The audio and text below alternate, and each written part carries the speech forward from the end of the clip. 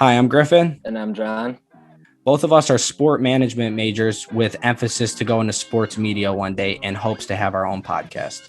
And we are focusing here on club sports because they have a variety of opportunities and there's always a story to share. Welcome to the first episode of the More Than Playing podcast. This podcast is presented by myself, Griffin Dempsey, and my co-host, Jonathan Gardner. This podcast will shine light on the 1,300 athletes in the 50-plus sports across Grand Valley.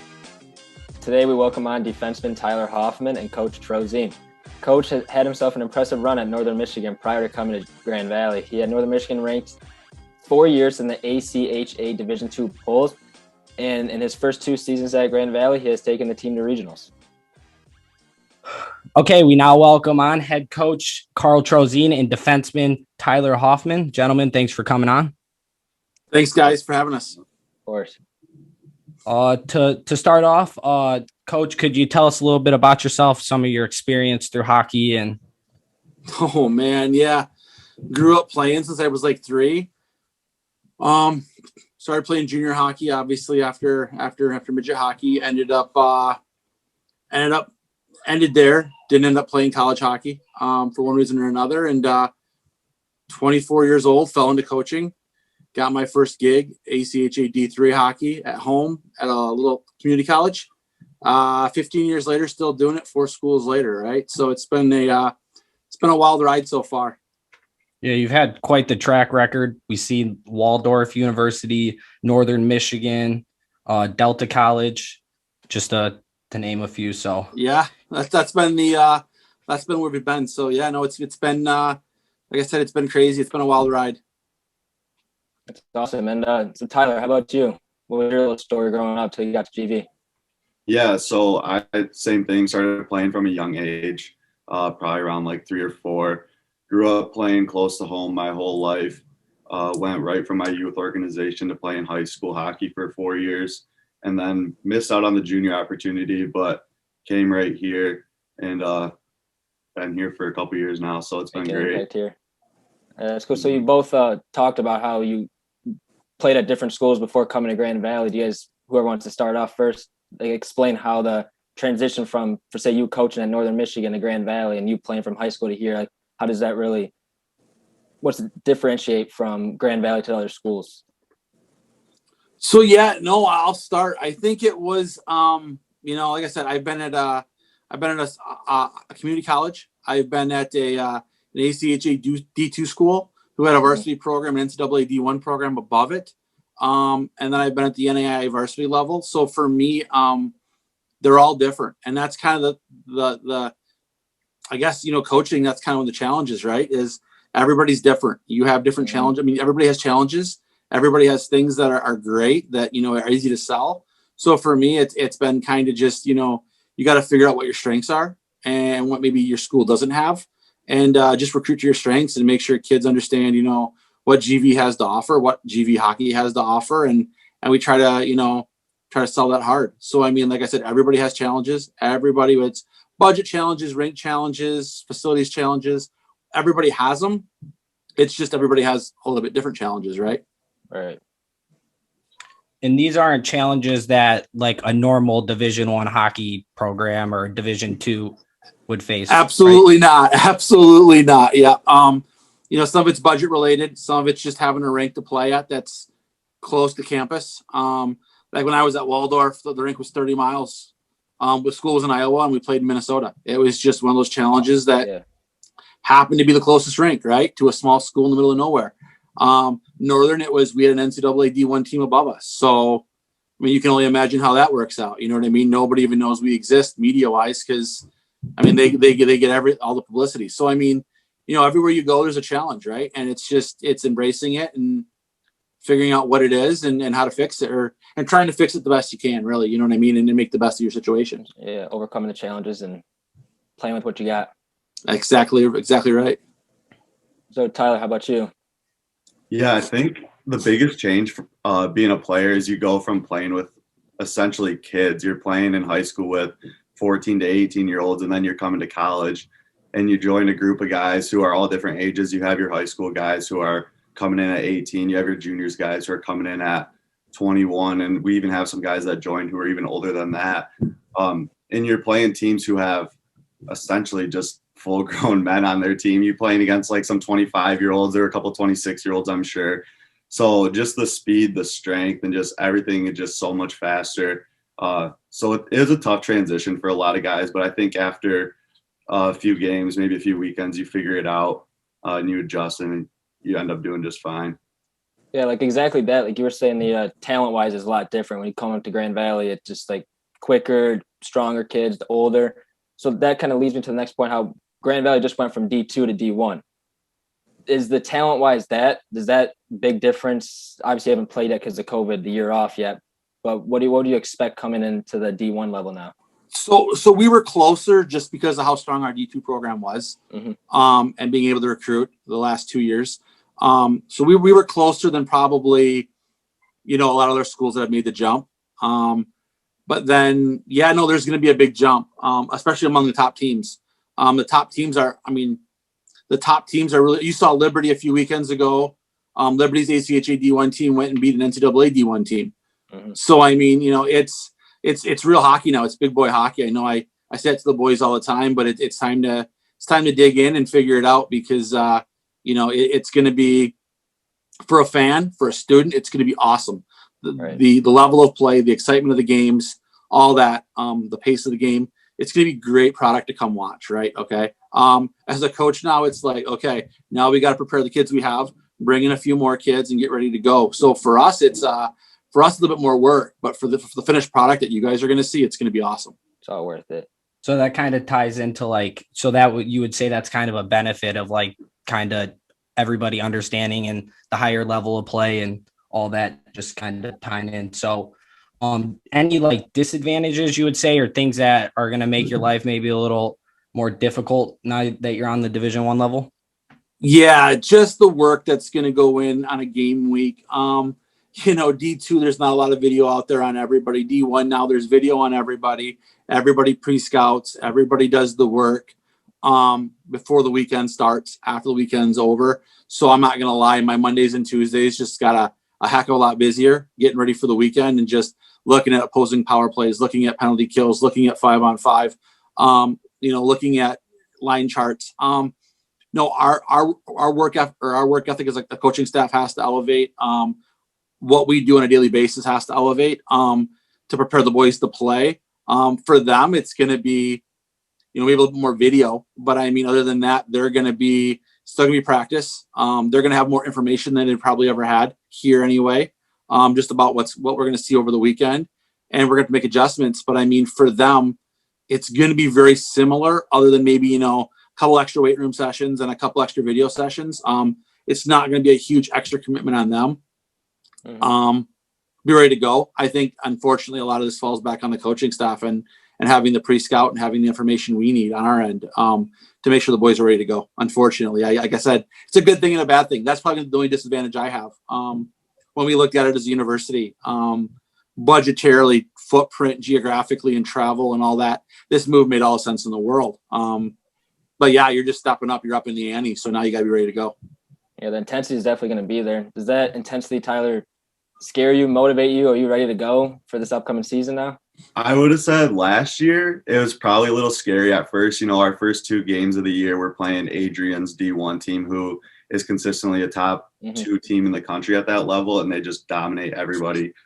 So stepping into those first 2 games last year, a little intimidating, but I think now we get this year off and, everybody wishes we were playing, but it gives us some time to take a step back, kind of slow down, and we know what we're preparing for. So it's more exciting. Like everybody's ready to get going. We know what we're getting ourselves into. So we know how to prepare for it, and I think we'll be ready to go. All right. That's awesome.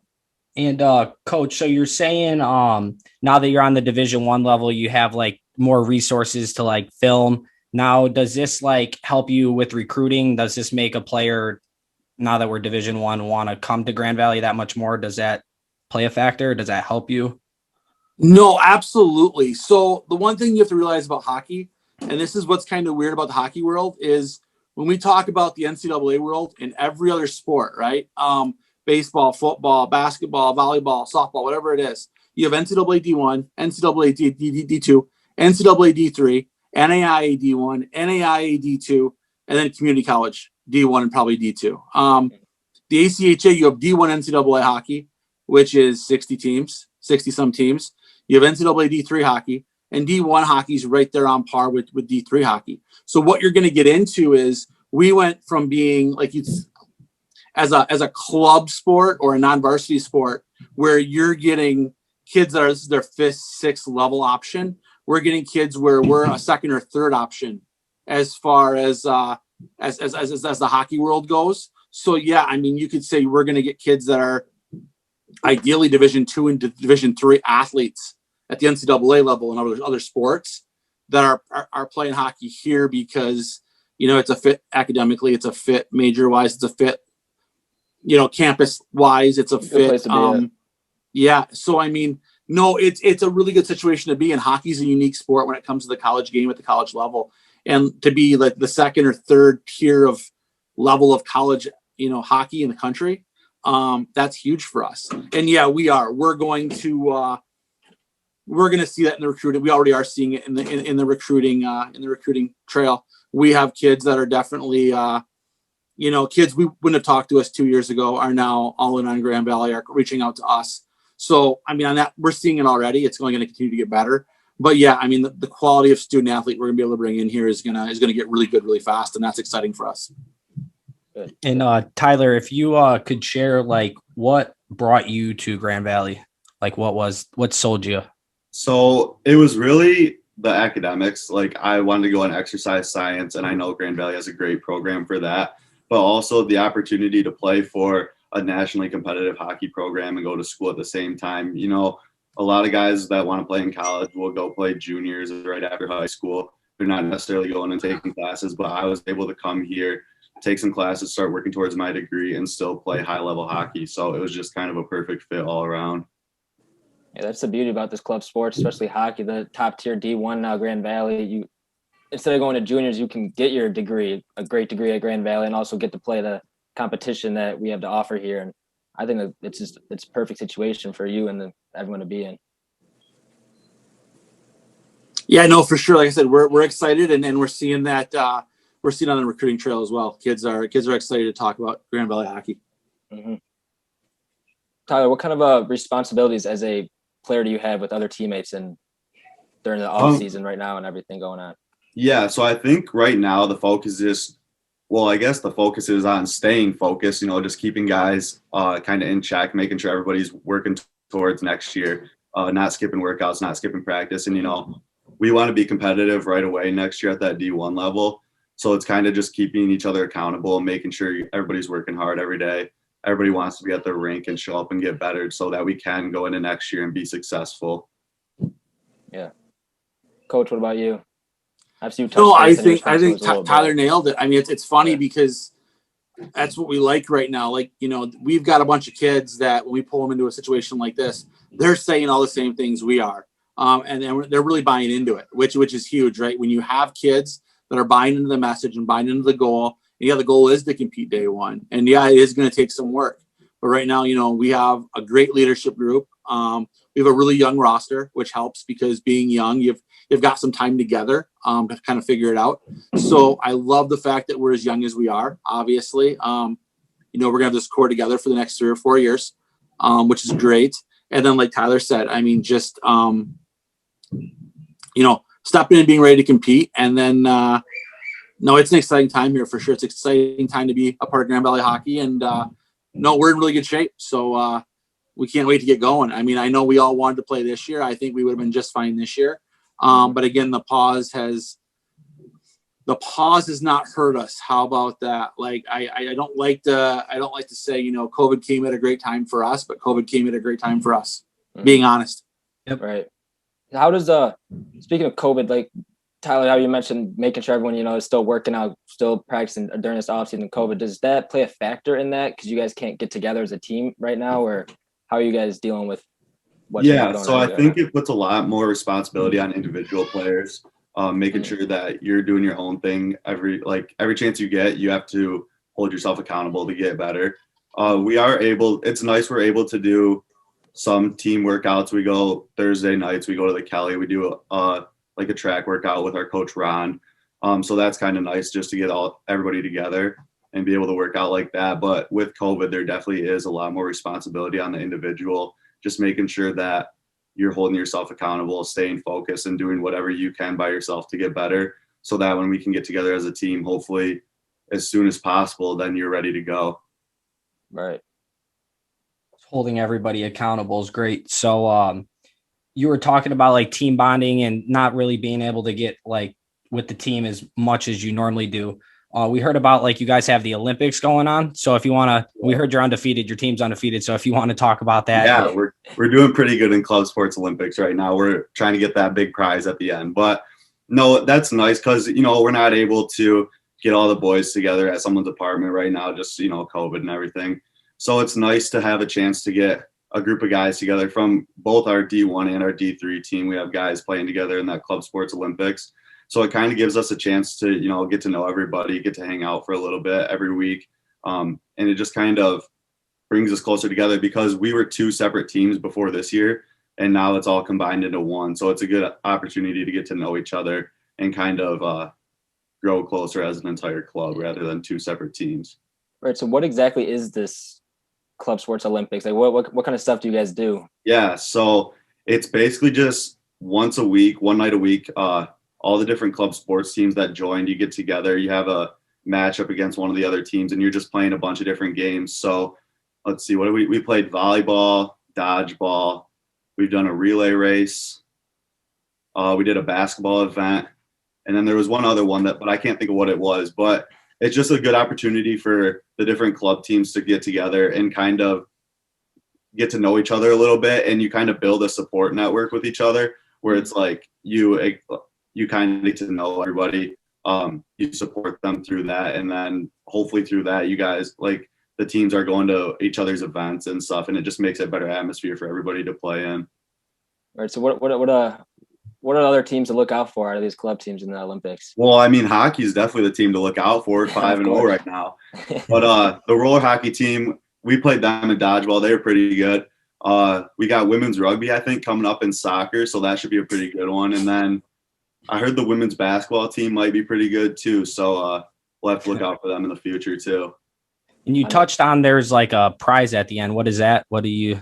I don't know what the prize is yet. We've gotten a free drink to Big B one day just for one of the events. I think it was dodgeball. But no, I don't think Bree told us what the prize is yet. But it's okay. We'll take whatever we can get. I told them it's all full rides for the entire team. That's why they're 5-0. Yeah. A little motivation. So Bree has to come through on that one for me. Oh, that's funny. But other than that, that's basically everything. Unless you guys have anything else that you'd like to share, A shout out for. or shout out. I think I'm good. All right. Well, thank you guys for coming on. We're looking forward to getting out of the game and getting out to a game next year and having you guys back on the podcast. So thanks again. Hopefully sooner rather than later at this point. Love it. Yes, sir. Yeah. Thanks for having us, guys. Yep. Absolutely. Thanks, guys. That concludes our interview with Hoff and Coach Trosien. Catch us next week as we will be having on rowing coach Dan Martin and going over the ins and outs of rowing. Always remember, it's more than playing and to be better. Peace.